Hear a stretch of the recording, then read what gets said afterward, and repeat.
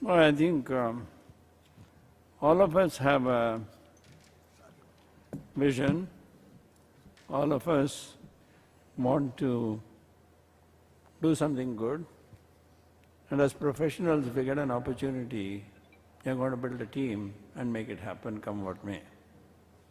And that's the story of the Tata Group, and that's the story of TCS, which is today made up of more than 6 lakh professionals spanning across the world. But more importantly, thinking far ahead, where sustainability is also built into anything which we do. What we leave behind must be better than what we inherited. And that kind of a theme runs in any activity which we do, which includes sustainability or the stakeholder, as we call it, namely the communities in which we operate. It goes beyond employees, it goes beyond the customers, but more importantly, it goes to the community at large.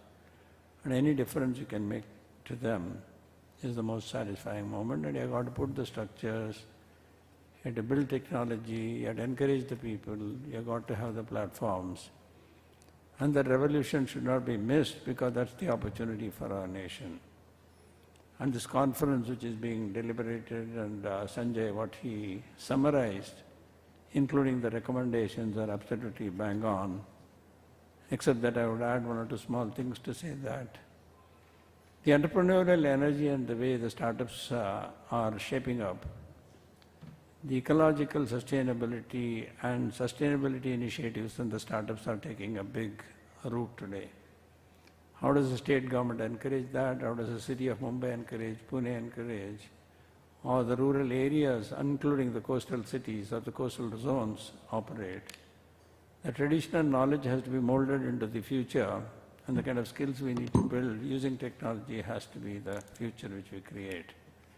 The equitable distribution is the other theme which I keep repeating. We cannot have haves and have-nots. It's absolutely important that the shared wealth is a way of life rather than a CSR or a policy that is behind it. That's the way I would put it. The Y2K was under your time, right? Yes. The Y2K was an opportunity for the country.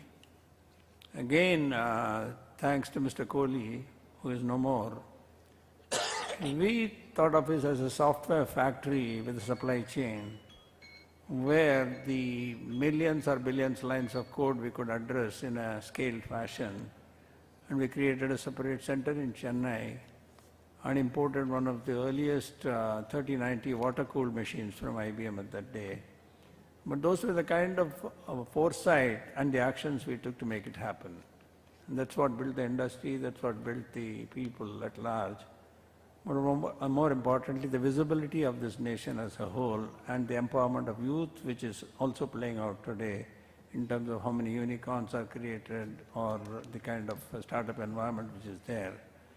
I think the policy-making bodies like NASSCOM evolved out of some of this thinking, but most importantly, it is the people who make it, people backed by process, technology which make it happen. So here is an opportunity in the climate crisis, which correctly said, is not economic versus ecological. It is both exist together, and secondly, it's a question of planet survival, not my own survival. And all of us have experienced this because it was in that year when we had the massive floods in Mumbai, when I was traveling from the southern part of Mumbai, from Nariman Point, from the Air India building to Andheri in our campus, and we were stranded at Bandra for 24 hours overnight. And the next day, after that, we waded through so much of water and walked back to our home. So that's an experience of the climate crisis playing in front of you. So I think these are the kind of things which I remember, and every individual has been affected in some form or manner. But the advocacy and the understanding of this is so important that we carry it to the next generation. And again, what I said with regard to what we leave behind, a better world is the most important message the state has to give. The collaboration between the civil society, between the corporate, between the government, within the local level panchayat is absolutely critical. The community's knowledge and the traditional knowledge cannot be missed out.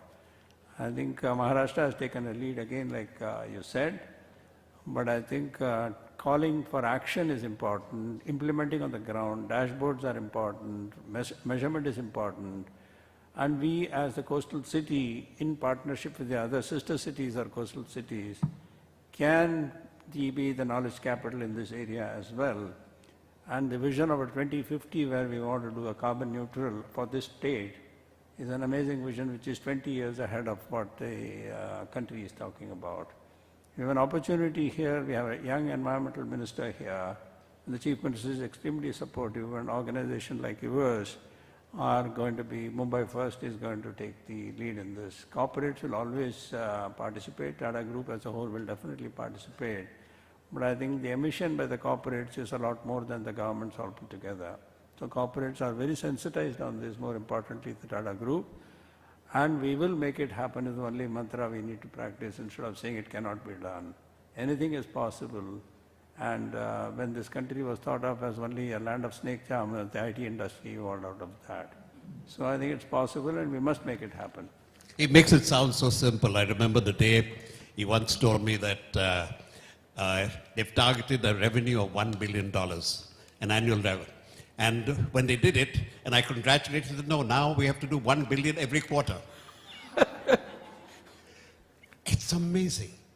After you handed over the baton to Chandra, how have you been contributing to society, to the nation? Let's hear about your skills development. No, I think the skills and the vocational education is one of the most critical elements of anything this country does. Also to eliminate the disparity between the haves and the have-nots. Vocational education has come mainstream now. Every state, every local body wanting skills to be developed for their state, mobility of the workers across the country, and no job is menial. So given a pathway, and that's what is happening through certification, through mobility, through training, through platform, through digitization, and the agency, the National Skill Development Corporation or the National Skill Development Agency, created the sector skill councils, the policy making, the certification, the levels of learning, etc., etc. So it has been a participation of private sector, public sector, governments, local governments, and a number of entrepreneurship have also come into this gig economy as a whole. So I think we are seeing the scale now being addressed. Initially everybody thought was we don't need any training, we can do it, or we get injured while getting trained. I think those days are gone. How many people got their hands chopped or the fingers chopped or injuries?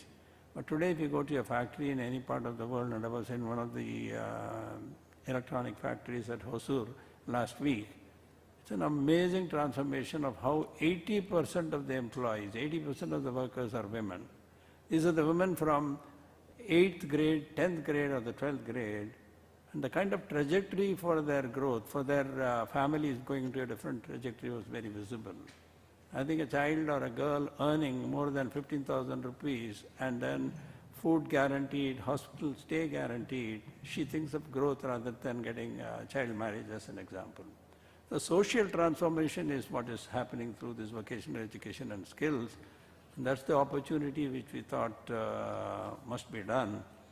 And when the Prime Minister, the former Prime Minister told me and then continued with the current Prime Minister, this was the best way to contribute your learnings at scale, and that's what excited me the most in this journey.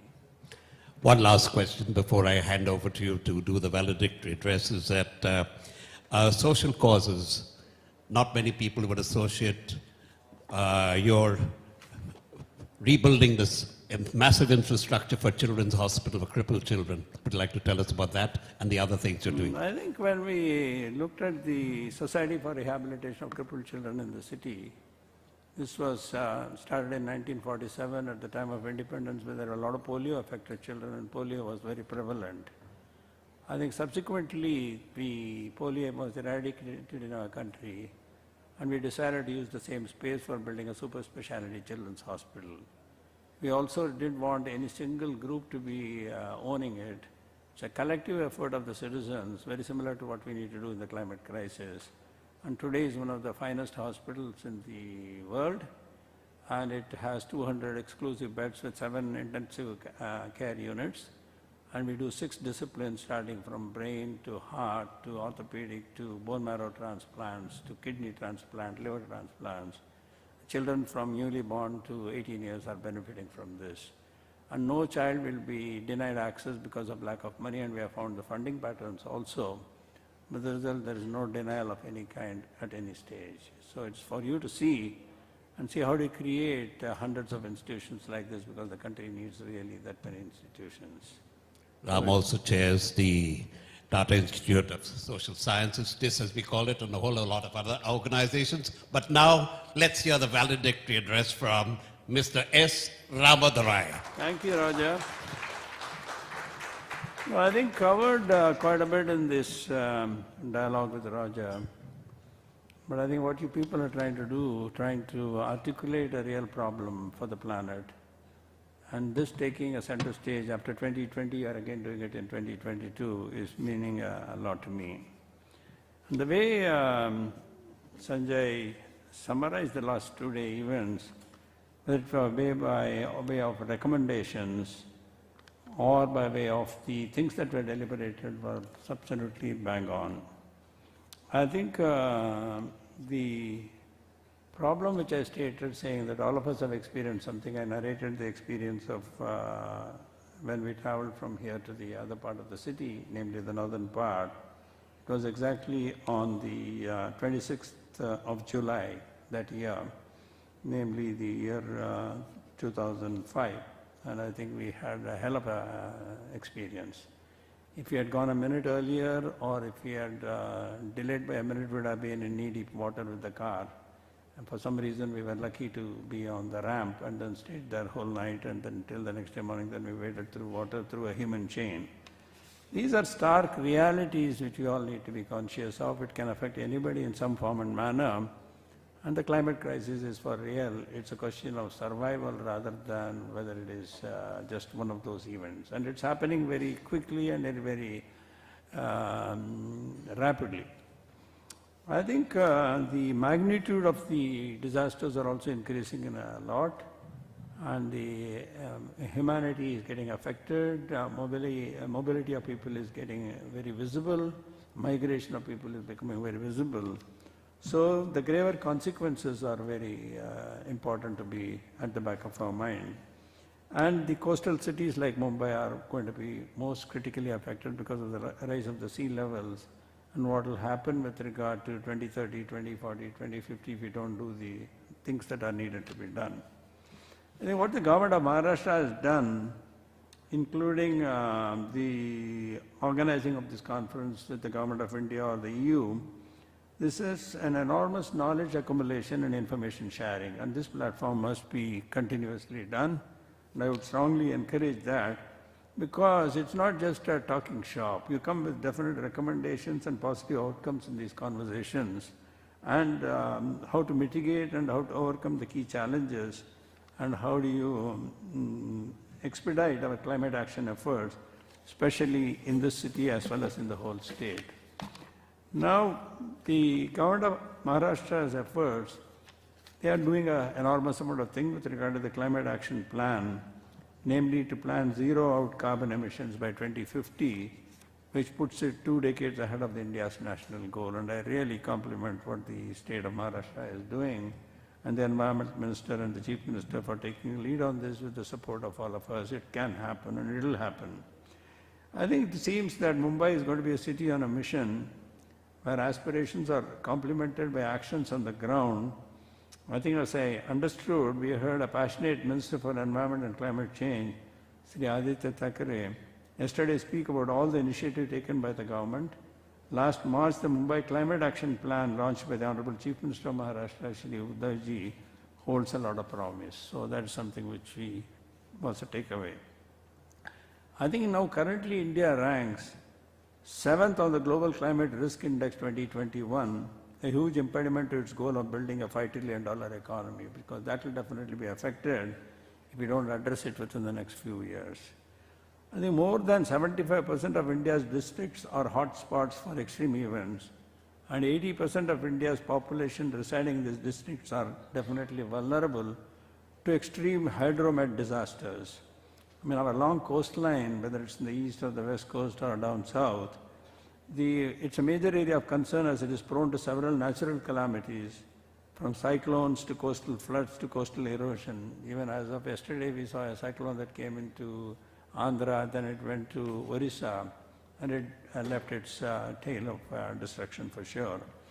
I think in 2019 alone, floods and cyclones in India caused an economic loss of more than $10 billion.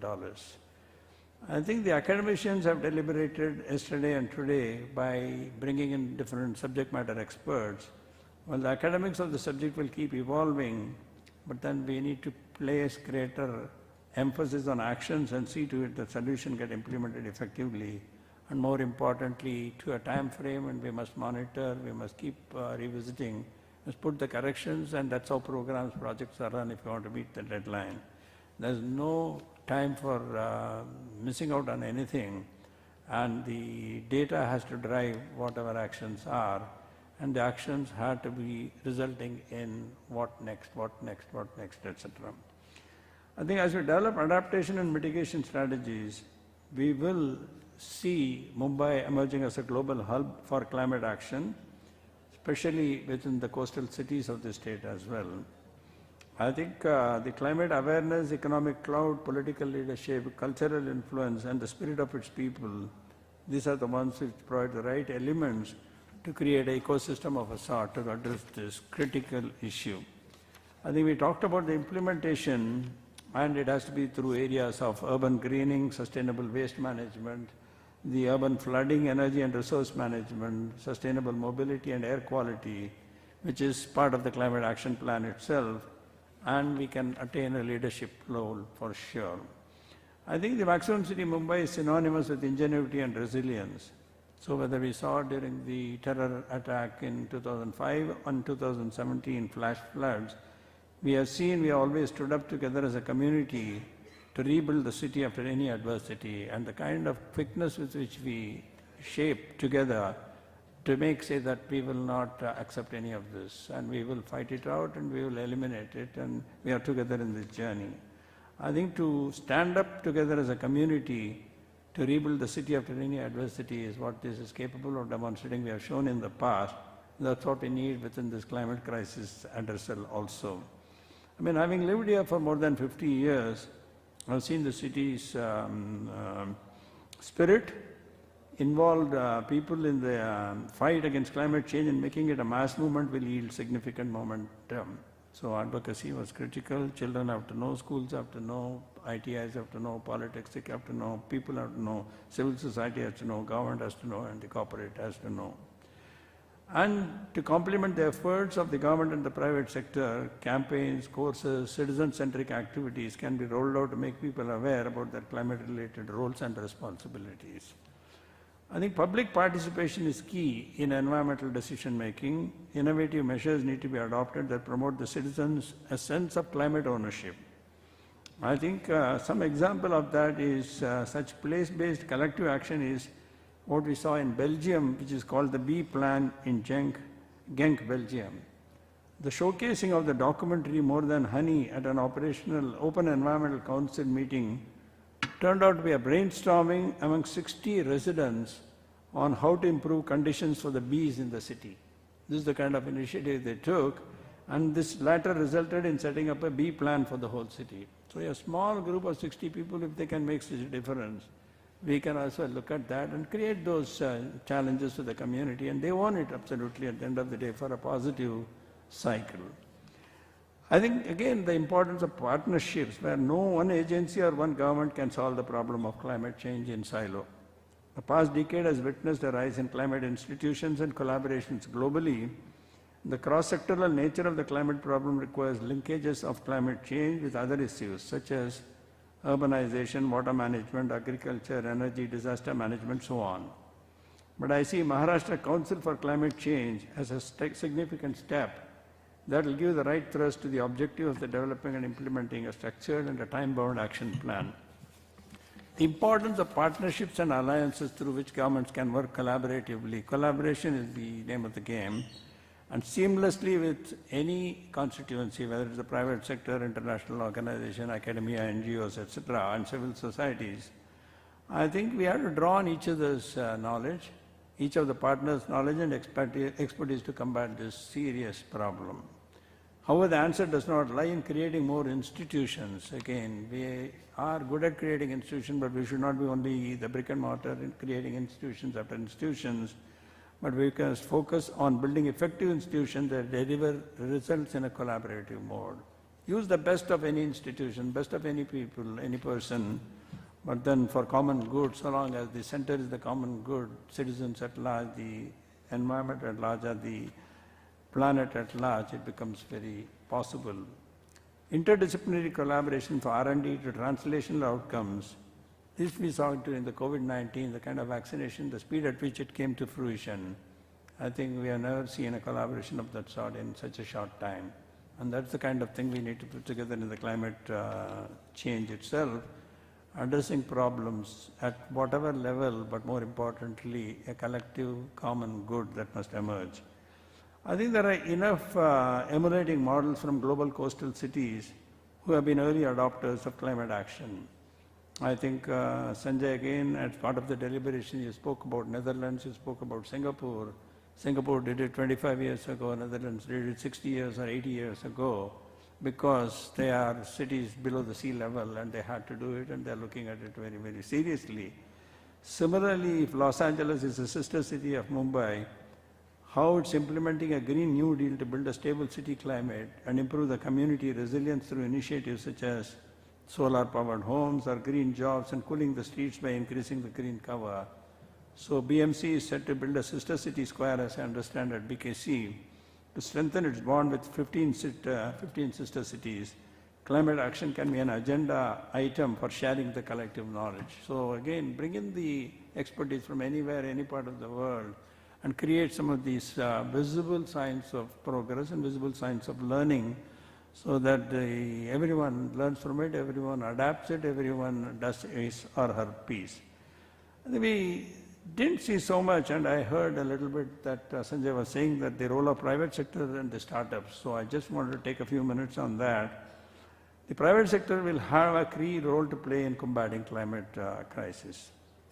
They have the resources, they have the capacity to innovate, they have the actions and greater reach, and to swiftly decarbonize sectors and build sustainable infrastructure, value chains, products and services.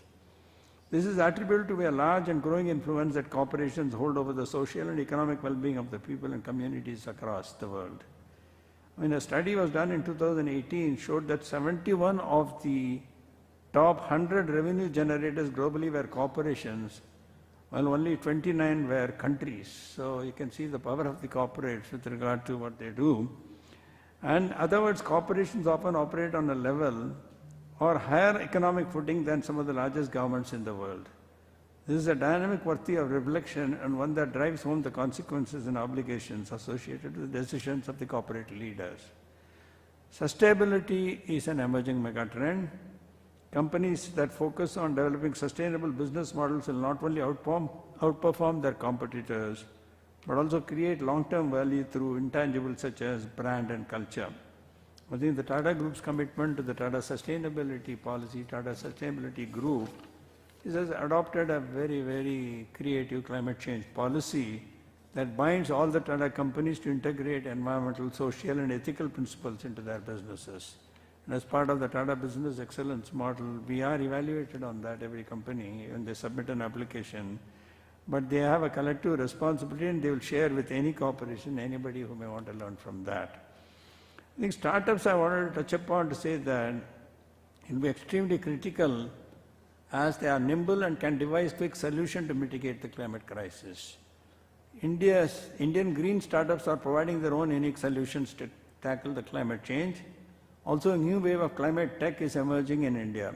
The climate smart agriculture, waste management, circular economy, nature-based solutions which are gradually beginning to gain traction, which is important. We can learn a lot from the nature.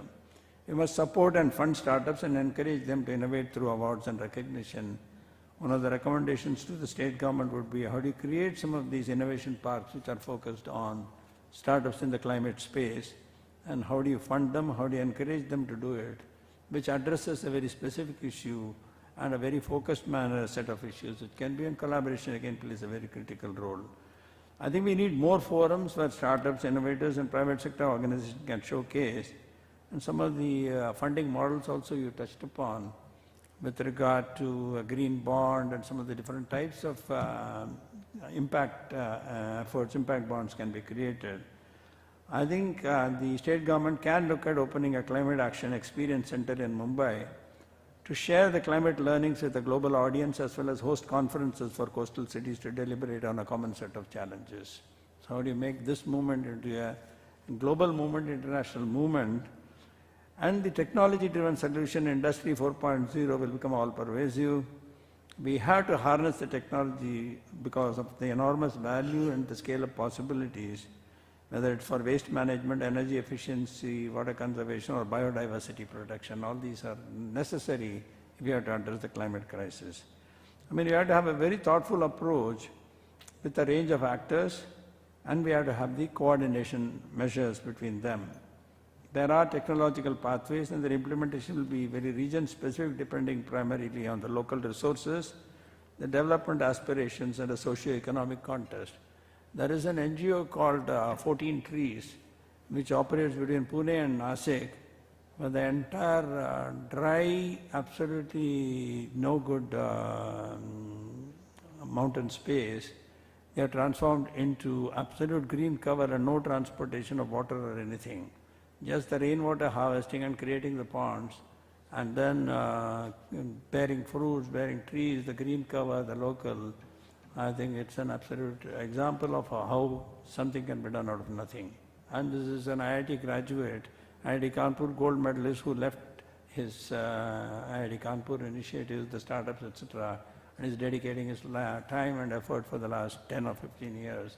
And some of us have visited to see, and even a simple message which we are given through that is, if somebody's birthday you're celebrating, like a 60th birthday, 70th, go and plant 60 trees or 100 trees, and then they nurture it so that the green cover increases over a period of 7 or 8 years. I think these are examples of what individuals can do, what entrepreneurs can do for social good, and who have made the wealth in their innovative efforts in the startups and pouring it into the social kind of a model. I think green technologies are an emerging area, and local governance bodies can look at exploring solutions that help them attain the climate goals. I think the concept of Internet of Energy, which is a broad category of technologies that apply IoT technology and process to energy sector to balance the electricity supply and demand in the most cost-effective way, and essentially to increase the efficiency and to reduce the waste. Then we have smart metering, remote control, automation systems, smart sensors, demand response systems, optimization, and aggregation platforms, etc. I think there are more technologies emerging in the management of food, in the term of water, land use, mobility, and infrastructure. I think adoption of the green technology must be supplemented by information technology, where I said the importance of measurements, goals against goals, a set of measurements, plans that are quantified, implementation is measured and tracked through software solutions and dashboards. I think if you see in the New York City, as you drive down through the highways, how the population of the world is increasing, our population of New York City is increasing, the meter keeps on ticking every second. Similarly, we have a dashboard for every citizen to see what is the kind of impact we have had on this, what is the kind of carbon footprint we are emitting, what is the kind of carbon reduction today. Every day's dashboard, if the citizens are told, I think we have a committed set of millions of volunteers who can make this happen. And they'll become the problems look simple. It's involving more people, coordinated effort, but transparently disseminating what we do so that people know where the money goes or where the effort goes or what they are seeing, and seeing is believing at the end of the day, we all know. I think the technology adoption has to be an ongoing process where the technology life cycle and the kind of implementation it happens, new evolutions take place, must be very easily adopted into what you do. And if the process simplification, process understanding is there, irrespective of what you do, it's like the mobile revolution, from an ordinary mobile to a smartphone to a migration to there. I don't think it has any education, it's a level to address that issue. Anybody who has a creative mind, who is there, There's an artisan, an artist, a mason, a carpenter, or he can reach out to the world. A designer can reach out to the world. Those are the kind of possibilities which we are seeing. That's what brings me to the towards the end with regard to skill development leading to capacity building. We talked about capacity building. Capacity building can happen only when we have a pathway starting from the earliest childhood to a pathway across the system where you can go into education, go into a vocational stream, come back, do some work, and then again go back to this, because learning, as we say, is lifelong learning rather than one time going to a college, coming out, and at the end of the story after getting a degree. I think even on a simple thing like renewable energy sector, we could potentially employ around 1 million people by 2030, which would be 10 times more than the existing workforce of only 1.1 lakh employees by the sector. I think all these rooftop solar, mini microgrid systems, and domestic solar manufacturing skills have a great potential for employment. Waste management, again, ecosystem services such as air and water purification, soil renewal, fertilization, green transport, and urban farming will offer exciting opportunities. So the entrepreneurs are absolutely keen to address some of these areas, and we see every day some form of company emerging or some entrepreneur with an idea who is seeking funds, angel funding to the next level of funding. I think you talked a lot about the climate finance today. I think even in the last conference, I think quite a bit was talked about. I think climate investment must increase exponentially. Financing Sustainable and Climate Resilience Urban Development in India is released during the last conference, Climate Crisis 1.0, which threw a number of financing instruments available to governments to fund their climate action. Again, Sanjay talked about this a little bit today. In the summary, whether it's equity or debt financing or municipal bonds or sustainability-linked bonds, viability gap funding, grants, CSR, etc. So there are multiple mechanisms available, but we must all keep thinking about how to create new instruments which are very transparent, which is accountable, and more importantly, subject to any audit, any scrutiny with regard to the impact itself. I think the answer is not worrying about limited resources, more about converting the challenge into an opportunity through systems thinking and absolutely frugal innovations. Frugality is the name of the game. How do you get more for the buck? I think Global Climate Fund Initiative enhancing climate resilience of Indian coastal communities in 4 districts on the Konkan coast, funded by the Green Climate Fund. The union government and the state government is a great example that can be emulated rapidly. It's a great example of collaboration. Similarly, the city's coastal road project could act as a barrier to sea level rise. While we build engineering solutions like sea walls, we also have to focus on ecosystem or nature-based solutions such as wetlands, mangrove protection and development, or institutional reforms, which looks at integrating climate risks into government decision-making and long-term planning. I think Roger asked me a question about my involvement in various initiatives like this. I think, I believe Maharashtra as a state and India as a country is uniquely positioned to make the right choices about the path it wishes to take to become a sustainable and a green economy. Maharashtra has always led from the front with regard to the industrialization of this nation, and why not on this as well? We have the intellectual capital, we have the technology prowess, we have the ingenuity to take the challenge head on and emerge as a green capital of the world. I am very deeply connected with the cause of climate change. So the several non-profits such as the Nature Conservancy of India, which looks at the stub burning, which requires water conservation, water restoration, bringing in science to problems which are there. It's a scientific way of approaching. The Club of Rome India, which articulates advocacy and what all we can do. The Northeast Balipara Foundation with regard to the biodiversity, what are the challenges in the eastern Himalayas.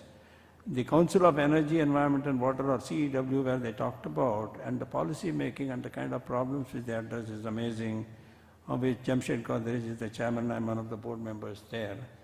Or the National Institute of Advanced Studies in Bangalore, which requires a lot of research, which focuses on a lot of research and application of that research to every single sector. It's one of the collection of scientists who have been exceptionally good in thinking through some of these.